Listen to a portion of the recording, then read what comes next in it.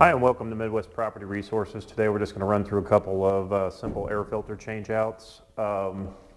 This one here, I've actually already put a new one in the other day and threw the old away, but we'll just pull this one out and pretend like we're putting a new one in. It hasn't been labeled yet, and we like to date those for the date of installation, so we're going to go ahead and do that. The other thing that we're going to do is determine airflow and mark that down. That's important because the air filters have a directional flow through them. So typically on airflow, you're either going to have a side entry or underneath, but you're basically going to look for that ductwork and which direction it comes in. In this case, this is the return air, so the flow goes down and through. And so simply just like to take a Sharpie and mark that airflow with an arrow.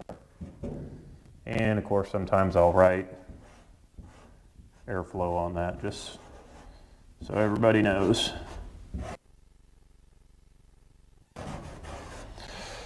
Okay, so that shows the airflow. To pull out the air filter, grab it on either side, pull it out, and then of course you would recycle or discard this appropriately depending on whether it's set up. This happens to be a new one like I mentioned, so we're going to put it right back in.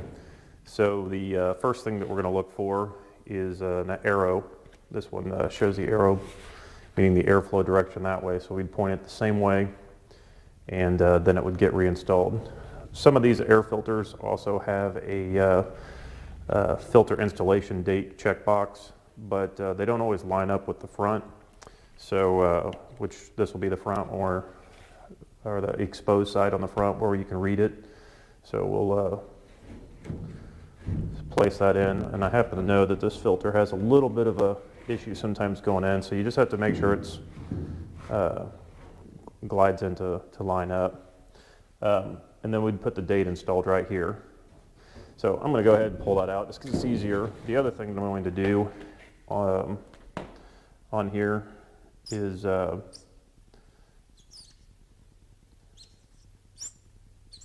write the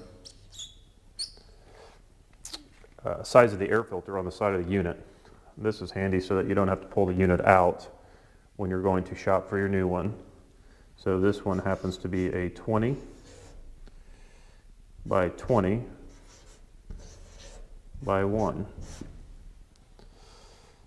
And it just keeps all the information right there so you have it the next time. Of course, looking at the air filter arrows to see the direction of flow. And back in she goes, and that's all there is to it. Depending on the filter, they have higher MERV or HEPA ratings. Basically depends on how clean you want to do the air. Typically the higher the rating, the higher the number, the more, the smaller the particle that it keeps flowing through. Air filters all have different change dates, but generally speaking, I like to check them every month to see if they need replaced. If it hasn't rained in a while or it's allergy season, it may be a little bit, there may be a need to change it more often on a monthly basis. Otherwise, 3 months is generally a good life expectancy that one lasts. You need to get them.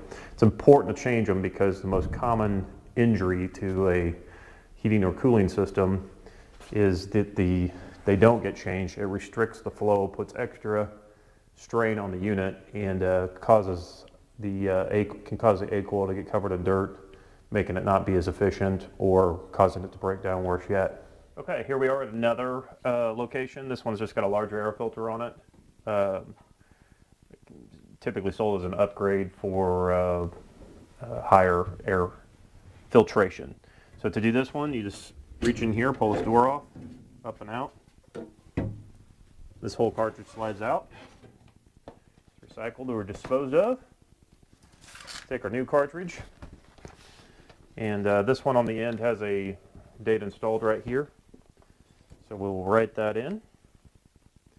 And it says here on the box that they're designed to last up to 12 months. I definitely do not recommend going that distance.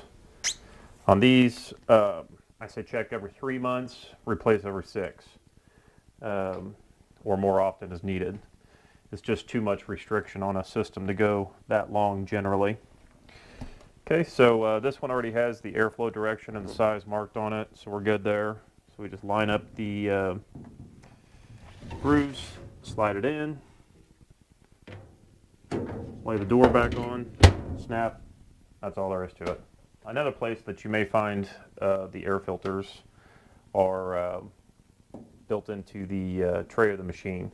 Sometimes, not very often, they'll be inside behind this door here. Often it requires removing the top panel first and then the lower panel, and then you may see it slid right in along the side, or if it comes up from on the bottom side, it could be down here. Doesn't happen very often. Or you may see it on the outside on the bottom down here. So those are the common areas that you might find it. Thanks for joining us. If that was helpful to you, please click on the like button at the bottom of the screen, and remember to subscribe to our channel. Thanks and have a great day.